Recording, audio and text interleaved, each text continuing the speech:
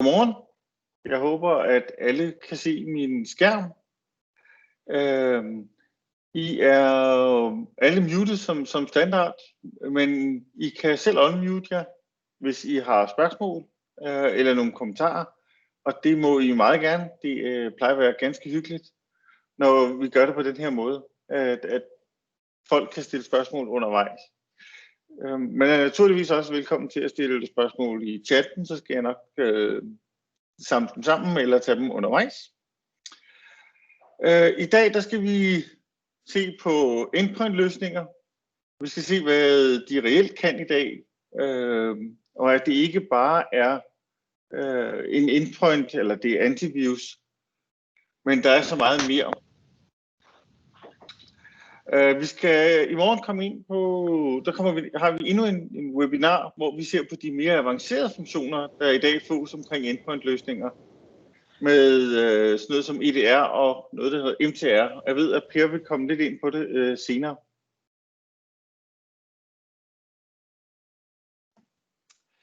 Kort, hvem er vi? Jeg hedder Samir. Jeg er ansvarlig for 2 områder i Kom2IG. Mobilitet og sikkerhed, men faktisk også intern sikkerhed i firmaet.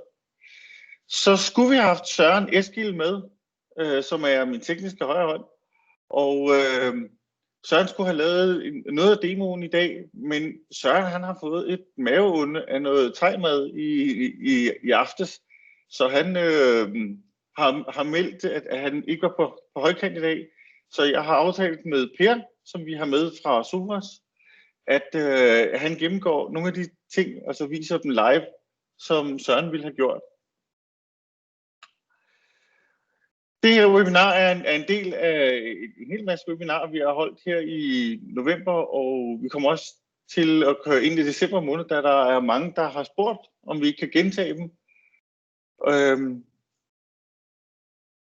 Der er vores side Kom2IG/arrangementer, der vi kunne se alle de her webinarer.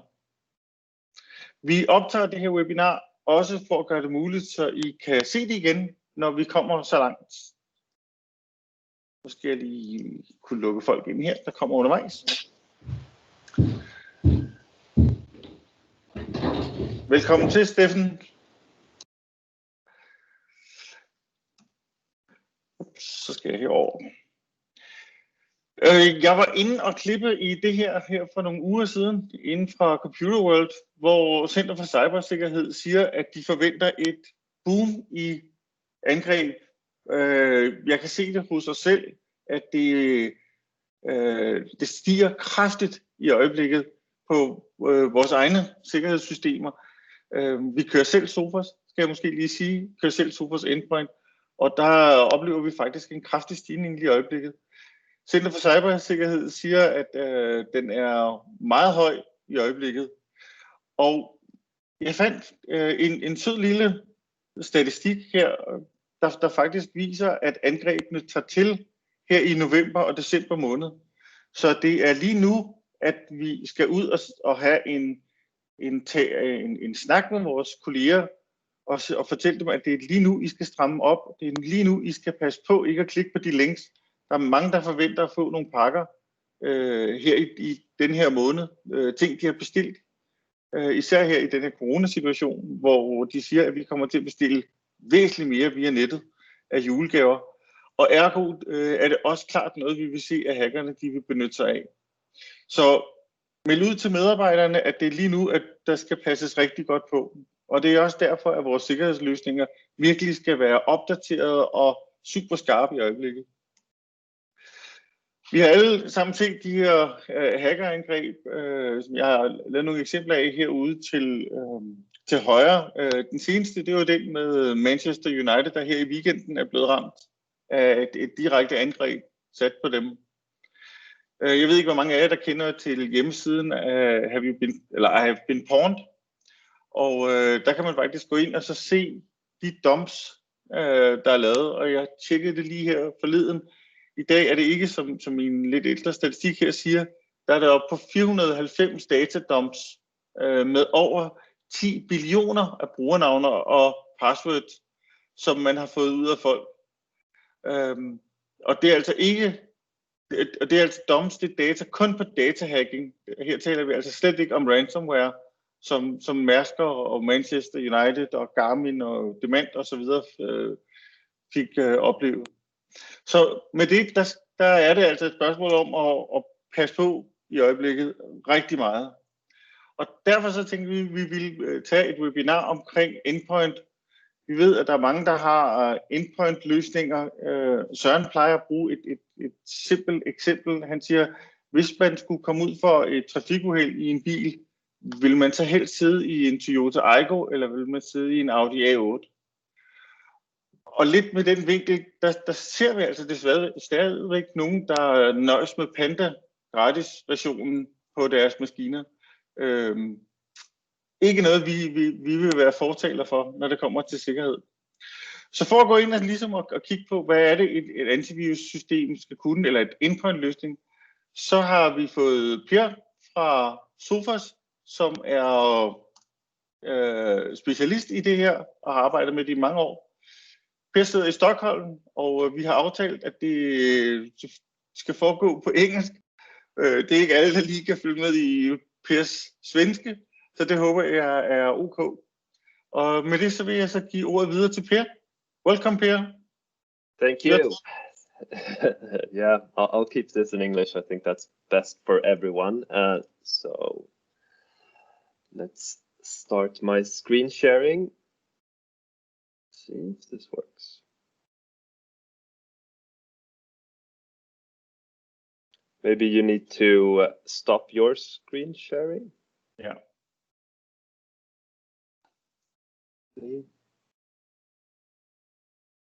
I stopped mine. Yeah. Well, always something.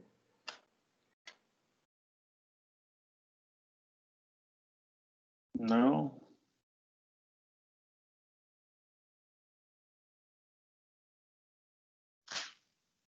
See if this works better. I do like this.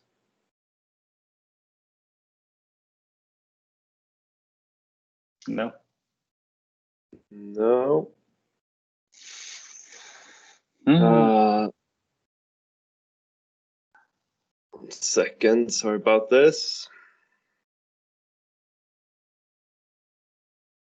This used to work. Yeah, worked fine on Friday. Yeah.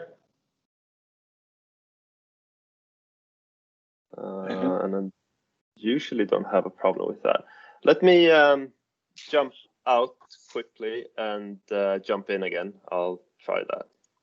Ja.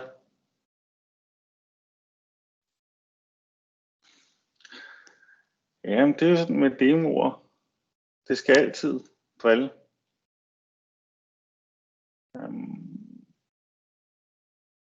Jeg skal altså lige at få Per tilbage igen, håber jeg.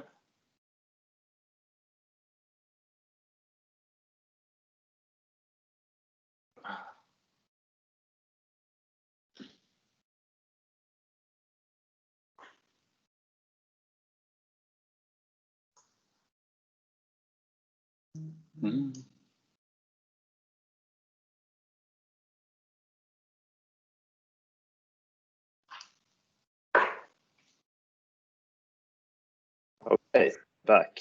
So let's, yes, now it works much better. So let's do like this. And hopefully you can see my screen now. Yes. Great. You're welcome. Okay. So sorry about the technical issues there. So welcome everyone, and thanks to Ajit for arranging this webinar. I'll talk about endpoint protection today. So some of you might have been on the webinar that we had on Friday, where we kind of went through synchronized security and how our different security solutions can integrate with each other and share information in real time. So during this session, I'll focus more on the endpoint part, and I'll talk about kind of the differences between a traditional type of endpoint protection and what's kind of in the industry defined as a next generation endpoint protection. and the differences, the capabilities that a next generation endpoint protection actually has. So before I begin, just a short introduction of myself. So my name is Per Söderqvist. I'm based in Stockholm, Sweden. I'll keep this session in English so that everyone can understand what I'm saying. I've been with Sophos for quite some time. I've been with Sophos for almost 7.5 years now. And I've been working with IT security for the last 15 years. So it's an extremely exciting time to be working within IT security. So it's a lot of things happening. And it's also important to kind of get a broader understanding of how the threat landscape has evolved over the last couple of years and the new types of threats that we're seeing. And also in terms of an endpoint protection, how that needs to kind of follow that trend.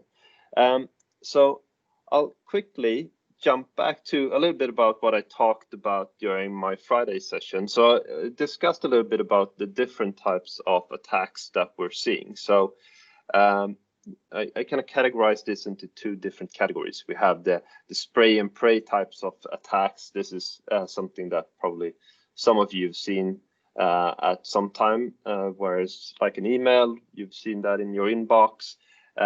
In that email, there's usually an attachment or a link, and it tries to get the user to click on that.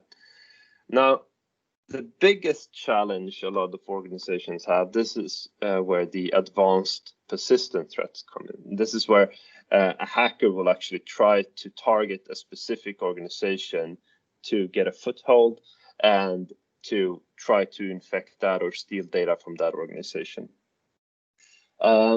And I also, during the last session, kind of talked through a little bit more in detail about the different stages of a targeted attack, kind of how you can use different types of protections. But I thought that I would kind of connect this to an endpoint protection. So if you look at an endpoint protection today, there's a lot of different features in an endpoint protection. So I'll just quickly take you through some of the different capabilities that an endpoint protection has today, or a next generation endpoint protection has. And then I'll actually focus a little bit more on the demo side during this session. But one thing that is extremely important, and to be honest, a lot of organizations, they are not doing this sufficiently. But if we look at kind of how we can protect an endpoint, you need to think in different layers. So first of all, it's all about minimizing the attack surface as much as possible. And there's usually a lot of really useful features within a next generation endpoint protection that you can use to reduce the attack surface. So for example, web control. So you can use web control to basically block access to specific websites. You can say that, well, I don't want my users to be able to go to known malicious websites or kind of untrusted websites. So that's a really strong use case for use web control. So not in the traditional sense. So I know in the Nordics, we're not that keen on blocking access to Facebook or other types of websites that we know that our employees visit. But from a security standpoint, it's really useful to just block access to known websites that aren't good. The second thing is device control. So again, going back to this minimizing the attack surface. So what type of devices are allowed for a user to actually use? So if you have one manufacturer of a USB device that you want to allow everyone to use, you can easily specify that within the endpoint protection, saying that we only allow this specific USB device to be allowed. But if a user takes a USB stick from their home and plugs it into their corporate machine, we can block that. Application control, again, extremely useful in the sense of not allowing applications that we know could be used to spread infections. Like BitTorrent clients, we also know a lot of malwares tend to use different types of PowerShell commands to download the binary for the malware. So we can use application control to block certain types of applications just to, again, minimize the attack surface. And I'll do a live demo and show a little bit more about how this works. Data loss prevention is also a really useful feature. So it's more to actually get an insight into what type of data is leaving the organization. And I'll show you a demo of how this actually works from our perspective. Then the second layer of an endpoint protection is what we call the pre-execution layer. So this means that a file has entered the computer, and now we start to do a few checks on the file before we allow that file to actually execute. Now, there's kind of two different methods that traditionally have been used here. One is the kind of traditional approach, where we're using signatures to be able to determine whether a file is good or bad. And the kind of new or next generation approach is using deep learning or an algorithm to be able to determine whether a file is good or bad. Now, the difference here, it differs a little bit. So just to explain, first of all, signature requires us to actually have seen the malware before for us to be able to create a signature for that particular piece of malware. And then we can distribute that signature to all of our users. And then as soon as we see that on a user's computer, we will block that file and block it from running.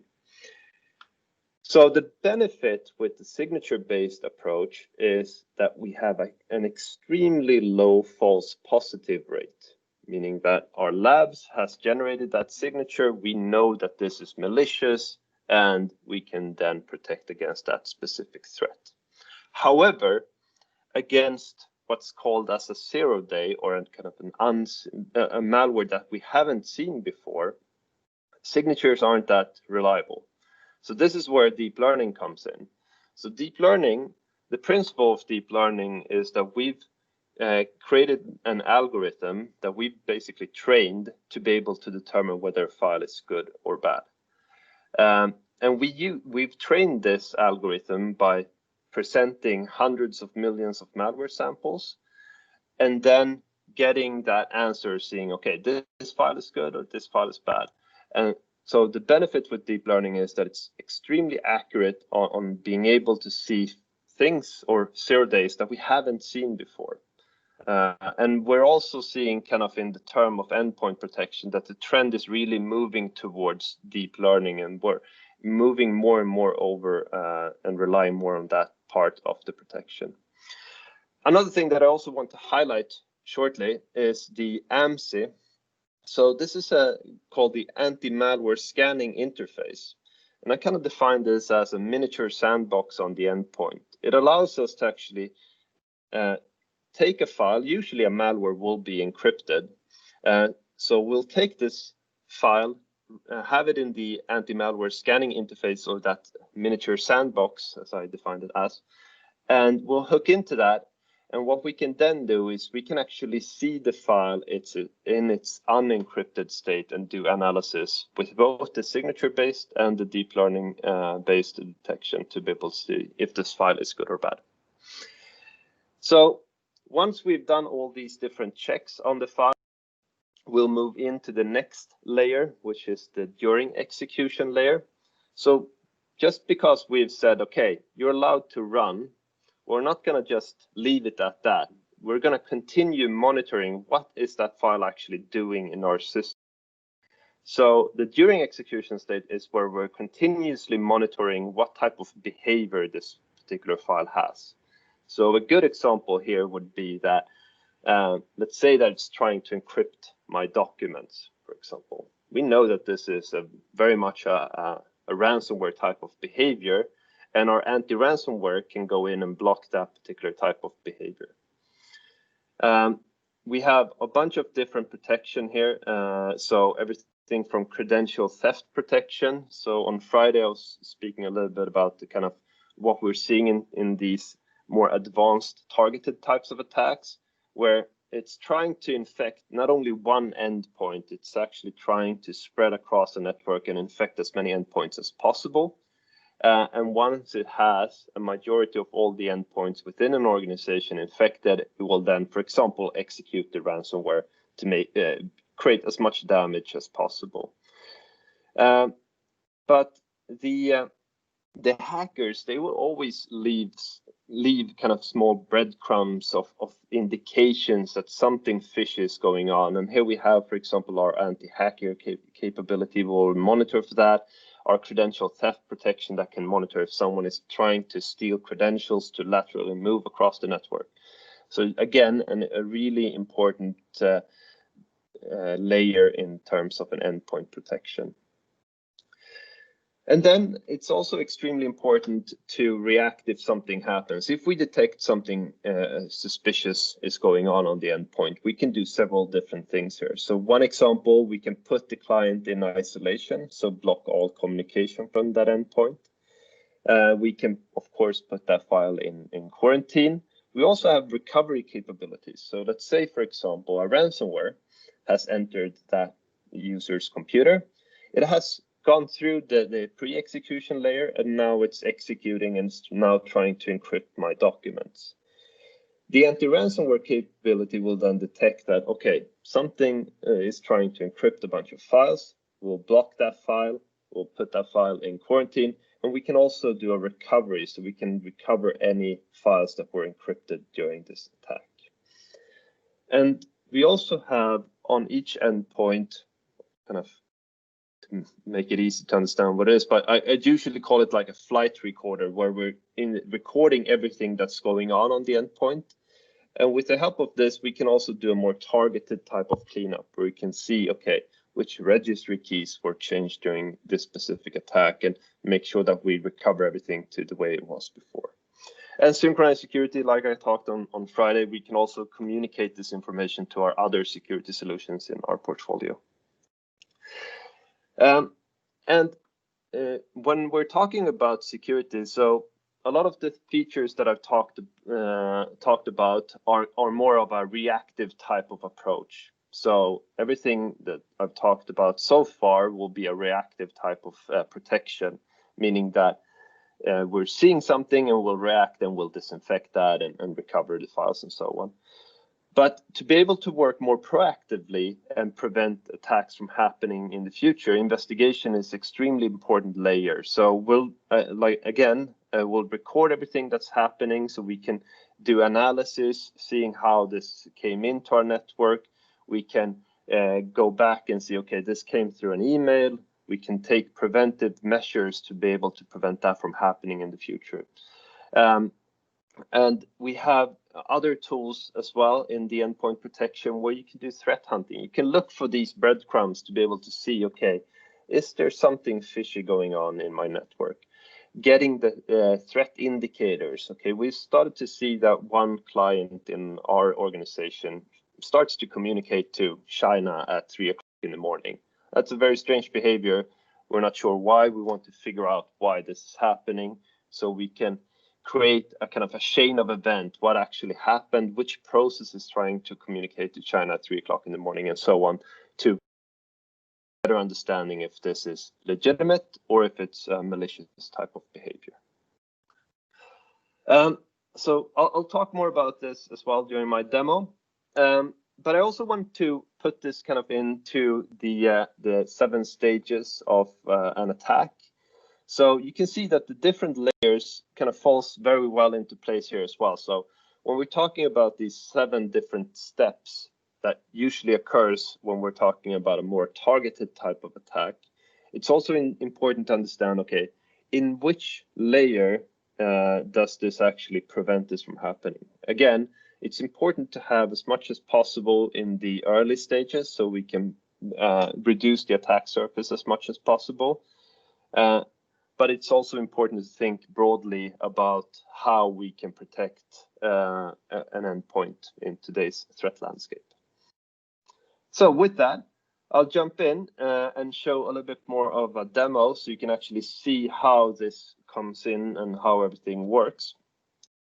So I'll just end my presentation there. So let's see, I thought I would just start with Sophos Central. So in Sophos Central, you have your overview of all the different security solutions that we provide. So you can see the endpoint protection, server protection, mobile encryption, wireless email gateway, firewall management, fish threat, and cloud optics. But in today's session, I'll focus mainly on the endpoint protection. I'll also talk a little bit about the server protection that falls kind of under the same category. And then also the threat analysis center. So going back to a little bit about what I talked about so far. But to begin with, one important thing is, of course, also kind of how do I deploy the endpoint protection across my organization? So we have under the protected devices, you can see that you can download the installation package for different types of operating systems. So everything from Windows, Mac, Linux, servers, if you have virtual environments, all that can be found under here. And the benefit is that we also provide you with a knowledge base article that you can kind of get a better understanding of how do I actually deploy across my network. So using different types of tools like Active Directory or SCCM, showing you step by step how you can deploy this. But it's not very complicated. You simply download the protection. You can choose which modules you want to have. You can also, once you have one module or one part of our endpoint protection installed on a device, you can then add, like for example, device encryption at a later time without needing to reinstall anything. You can just go to the devices and you can choose, okay, I want to use the device encryption as well. When you download this installer, it will be automatically connected to this console. So there's no need to put in any license keys or anything like that on the endpoints. You simply double click on the file and it will start to do the installation. It also has capabilities to detect third-party security vendors. So if, for example, you're migrating from another security solutions, it can then first of all see, okay, there's a third party or another vendor installed on this endpoint already and try to uninstall that. So there's some caveats there, of course. One thing you need to make sure is that on that other security solution you have in place that you disable any type of tamper protection or password protection before running the installation. But here we have Søren, who's sick today, but he has a broad knowledge about this piece as well and can help out there and together with us as well from Sophos. And you can also email setup links to users that aren't, for example, in your domain. Like, for example, Mac computers, they tend to live their own life. I know I have my own Mac, but they always kind of this gray zone. So you can send out an email to that user and just say, click on this file, install it, and then it pops up under devices. And you'll start to see all the computers that you are protecting. You can do filters and you can filter out between different types of devices as well. So once you've done the installation, like I said, everything will pop up here. Another thing that could be worth mentioning is that in terms of how we license the solution, we license it per user and not per device. So meaning that here I have an example where I have one user. I have two different devices. I have a Windows 10 and a Mac computer. But in terms of licenses, this will just consume one license. If I go into the endpoint protection and just really shortly talk about some of the features. So I already showed you that those layers of protection. And I just want to highlight here, I'll not go through this in detail, but I just want to show you kind of what you can do here. So you can see that all the different features can be monitored and you can switch on or off specific features if you want to. You also have the device isolation piece. So if you want to, you can then put, if, for example, we do detect something suspicious going on an endpoint, we can put that computer in an isolation. You can also do exclusions. So if there's specific files or folders, or even on the computer isolation piece, you maybe want to allow, for example, some remote management tool like TeamViewer, for example, to be able to communicate to that computer. You can specify that here. We'll also detect if there's an exploit being run against one device.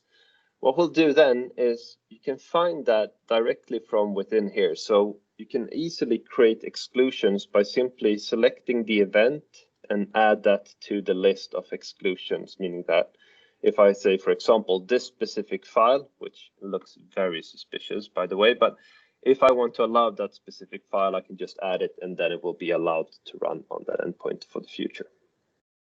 So making it as easy as possible to make exclusions. But there was one thing that I wanted to talk a little bit more in detail, and that's the data loss prevention. This is something that I get a lot of questions about, and it's become very popular lately, especially to do with compliances like GDPR, but also companies want to have better control of what type of data are users sharing with other companies or the outside world. So what you can do is you can create different types of policies with data loss prevention. So I've created 3 different policies here just to kind of give an example of what it could look like. But first one, I'll just block all the credit cards leaving the company. So I just want to take you through this, how this actually looks. But in this specific scenario, what I've done is I've selected an action where I say I want to block transfer. And in the next section, I can select what is it exactly that I would like to block. And in my example, I selected that if the file contains credit card numbers, so I can take, for example, Denmark, I can take by source, I can also take by different types of compliances. So if I want to take, for example, credit card numbers or personal identification numbers, postal addresses, phone numbers, and so on, all that can be found here. Or I can also use the global policies. So like I've done here, for example, credit card number. So this is basically what I will be looking for in this specific policy, saying that if I see a user trying to share credit card numbers with anyone outside of the organization, I'll block that transfer. And you can also select which different types of destinations. So you can say email clients, internet browsers, and so on. So all these different policies can be set here as well. So you can say, okay, this is what I would like to block. You can click finish, and then you can also create custom types of messages for end users. So I'll just save that. I'll go back. Give me 1 second.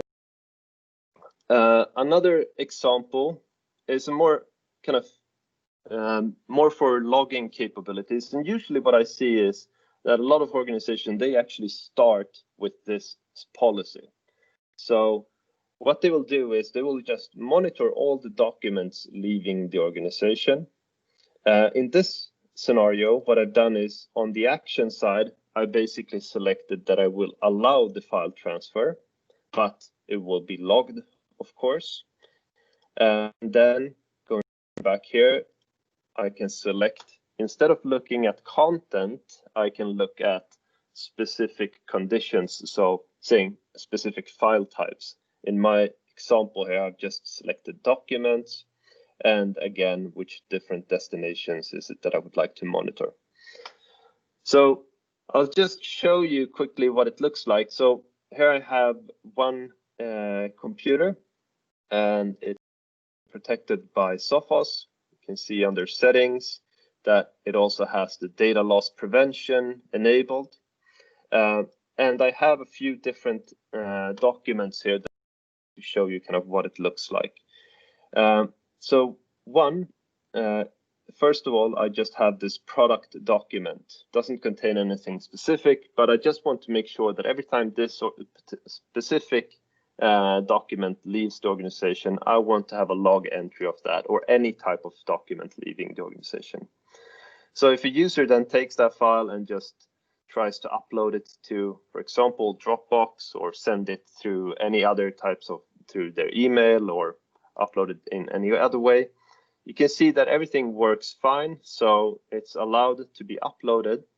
But if I now go back to the dashboard, go to the computers section, click on the PC1, you can see that we have an alert just now. So an allow file transfer was taken. We can see exactly which user. You can see that I have this policy, monitor all documents. And you can then also see more specific details about which exact document was it that this user uploaded.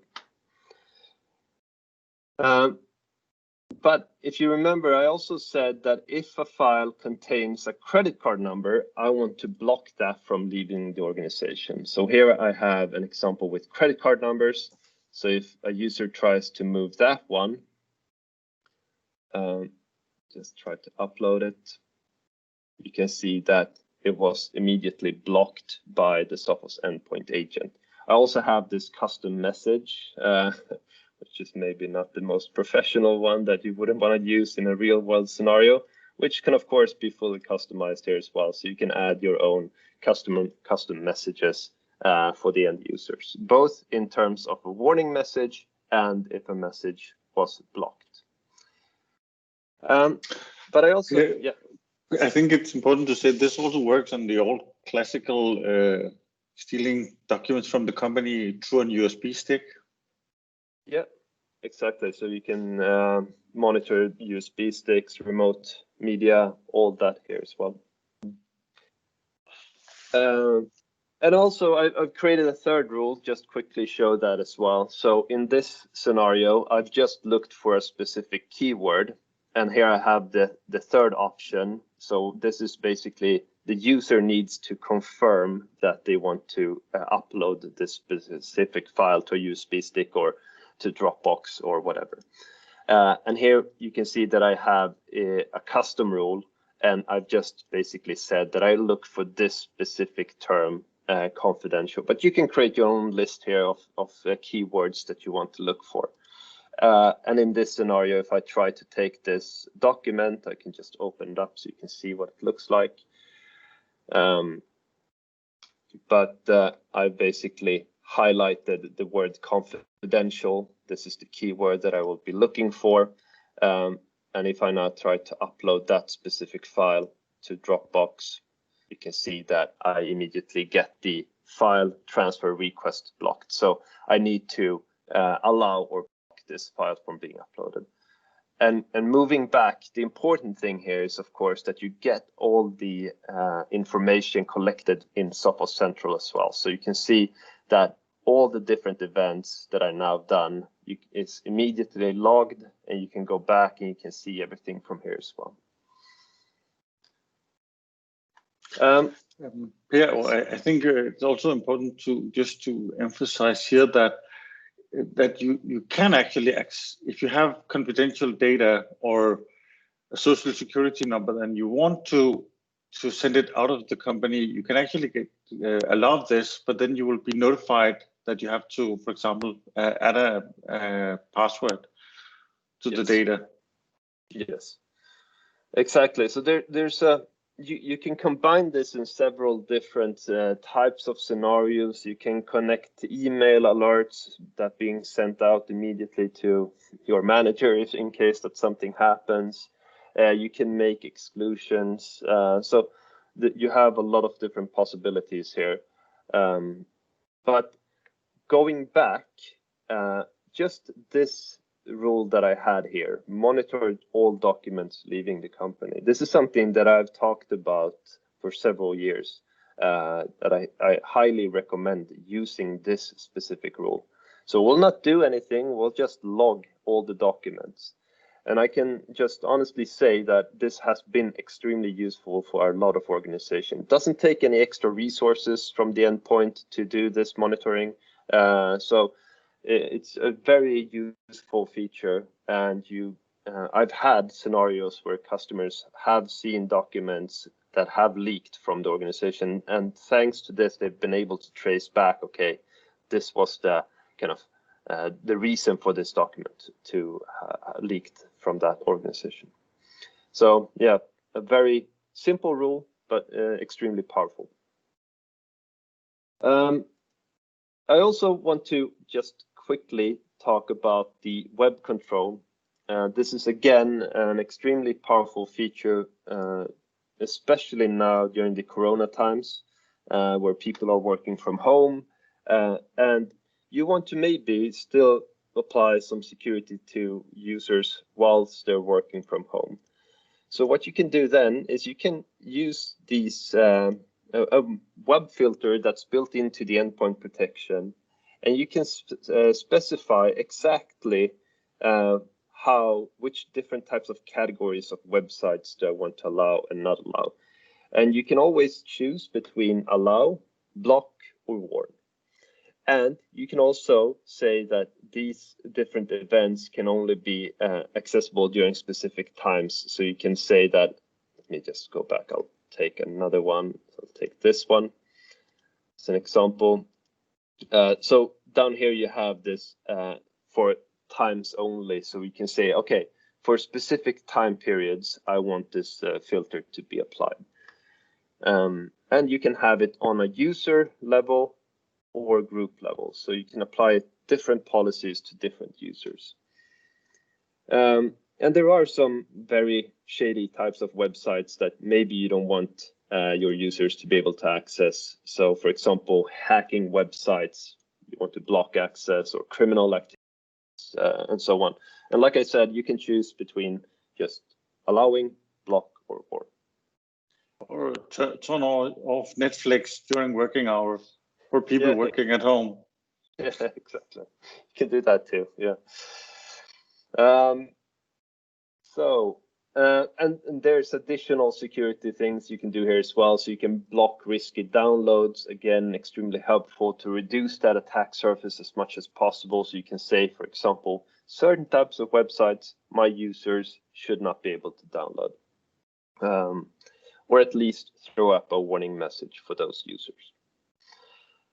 There was one thing, I know that we're running a little bit short on time, but there was one other thing that I just quickly wanted to show you as well. But I'll pause this machine and actually start up my other machine. So give me 1 second. Let's do it like this.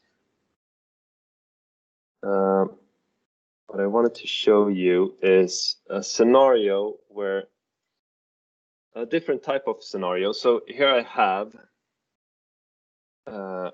one computer. See how this works. Starts up.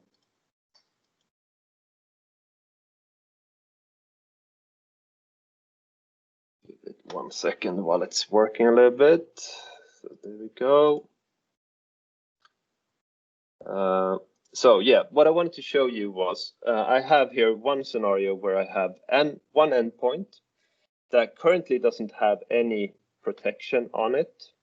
But I wanted to show you what it could look like. So this is a scenario where you can see that I have a mounted disk to this computer called sed:, and this sed: has a bunch of different files.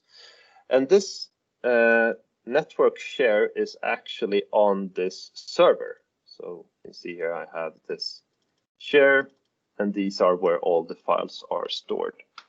Now on the server, I have Sophos endpoint protection. And one thing that I have enabled is the ransomware detection. Now on the ransomware detection side, let me jump back to the, I'll actually go to the server side, server protection and policies, and just demo, and wanted to show you this. So the protect documents files from ransomware also contains the possibility to protect from remotely run ransomware, meaning that it can not only detect if a ransomware is running locally on an endpoint, but it can also detect if another machine is trying to do a ransomware attack against that particular server. So that's what I wanted to show you during this example. So if I just open up computer is running a little bit slow here. Sorry about that. There we go. So what I'll do is I'll just simulate a ransomware attack against what you can see here, the Z colon. So this will run a ransomware attack against this file share. So if I execute that, what you can see is if I go back to my machine, you'll shortly see a pop-up message here. So this is the server side again. And what you can see here is quite interesting, that the ransomware tried to encrypt all the files here, but it actually, thanks to that, you can see also now you get the pop-up message from the server side. So ransomware attack from this IP address was blocked. And thanks to us being able to recover any files that were targeted, we can also read back the original files. So in this example, it managed to encrypt 3 files, but then it detected that, okay, it's a ransomware attack that's going on, and then it restored the original files. So everything was done on the server side, but the attack occurred from the client that wasn't protected. So just wanted to show you that quickly, how that actually works, and that the server protection has the capabilities to also detect these types of attacks, thanks to the CryptoGuard. So I see that we're running a little bit short on time. Is there anything else that anyone has any questions about, or Samir, anything that you think is worth also highlighting? Perhaps just how you can monitor a threat coming in, the capability, if something should happen, we have a demand for being able to document what happened. Yes. So we'll collect all that, and I just also want to highlight here, you can also see that the server was able to stop this attack. It also shows up here, of course, in Sophos Central. But if there's been an attack and you'd like to find out more about what actually has happened, you can go to the Threat Analysis Center, and here you find all the events. So every event that has occurred will create a case. So you can go in a case and you can then get a better understanding. This was the flight recorder that I referred to earlier during my session. But here you can find out more details about what actually happened, how did this specific file come into my organization. So we have if you scroll down a little bit here, we can see the beacon, and this is the blue dot, and the root cause. This is basically how it entered our network, and that's the red dot. And you can see that this specific threat came in via email, through Outlook, a document, an attachment in an email that was opened up by WinWord that then executed the malware that performed the attack.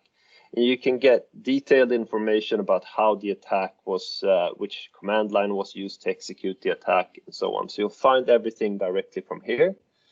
And you also have the possibility to do a search for items. So if I want to find out if this malware.exe resides on any other endpoints in my organization, or any other servers for that matter, you can just do a search, and you can do threat searches where you can look for specific files. You can also search for specific IP addresses, domain, command lines. All that can be done directly from here. And you also have this threat indicators. This was what I referred to earlier, where we'll collect everything that has been suspicious into one list, so you can get a better understanding of what's happening in your network. Yes. Anything else, Samir, you think is worth mentioning? No, I think you covered a lot of I know there's a lot of features, but I think you got around some of the interesting features for most people, most companies. Yeah. Yes. So pretty Yeah, and if there's anything more specific that you'd like to know more about or try it, Samir will cover that piece. So. But yeah, thanks. We can't hear you now, Samir. Like that. Yeah. I tried to go back to my presentation. Yeah, I'll stop my screen sharing. I hope you can see my screen now. Yes. I'll just go back in Danish. Afslutter lige på dansk. En lille ting, som vi har haft stor succes med her i de her hjemmearbejdstider, det er, at alle vores Sophos-kunder, der bruger Sophos Endpoint eller nogle af de andre løsninger, faktisk har mulighed for at tilbyde deres kunder eller deres medarbejdere en gratis Sophos Home Endpoint-licens, der kan styre op til 10 PC'er eller Macs. Og det er faktisk en værdi af lidt over 400 kroner. Men den kan man altså tilbyde alle sine ansatte. Og vi har altså set nogle børns spillecomputere, der har været inficeret på det samme netværk, som faren sidder med sin arbejdscomputer. Ikke super heldigt, men derfor har vi også rigtig mange af vores kunder, der har valgt at tilbyde deres medarbejdere, som sagt, det her. Jeg vil gå lidt hurtigt hen over spørgsmålene. I skal være super velkomne til at unmute, hvis I har noget, I vil af med på falderebet. Så vil jeg lige slutte af med at sige, at vi har nogle flere webinarer. I morgen der går Per og jeg og Allan dybere ind i Sophos Endpoint, især den her omkring overvågning med de her værktøjer, der hedder EDR og i dag MTR, altså hvor vi faktisk kan gå ud og tilbyde, at vi sidder og overvåger jeres løsning, så I ikke selv skal sidde og holde øje med, hvad er det, der sker, men faktisk også gå helt derud, at skulle der ske noget, så er der et red team, der går ind og sikrer jer og begynder at håndtere det her med det samme. Og det er et red team, der arbejder 24/7. Hvis I vil høre mere om det, så er det i morgen kl. 10. Så skal I være hjertelig velkommen. Det er bare at gå ind på kontor.ig/arrangementer. Vi har nogle andre arrangementer, som I kan se hernede af. De står også inde på hjemmesiden. Og endelig, har I nogle spørgsmål, så tag fat i os. Tag fat i mig. Tag fat i den account manager, I har i kontor.ig. Jeg ved, at både Per, Allan og Søren, når han bliver rask, og jeg vil selvfølgelig med glæde hjælpe jer og svare på jeres spørgsmål. Det er nemt at få en file på 30 dage af det her, så det er også bare at sige til. Og er I interesseret i mere viden omkring sikkerhed, så er der nogle henvisninger her til nogle blogs, som I skal være velkommen til at kopiere med vores materiale. Det er der mange, der gør og sender det ud i nyhedsbreve til deres medarbejdere, ligesom for at give dem et billede af, hvordan ser situationen ud i øjeblikket. Og med mindre der er nogen, der lige har et spørgsmål her på falderebet, der er ikke nogen, der har skrevet noget, så vil jeg sige tak for denne gang, og tak til Per for at træde ind så hurtigt. Thank you, Per. Thank you. Og så vil jeg ønske jer en fortsat god dag. Ja.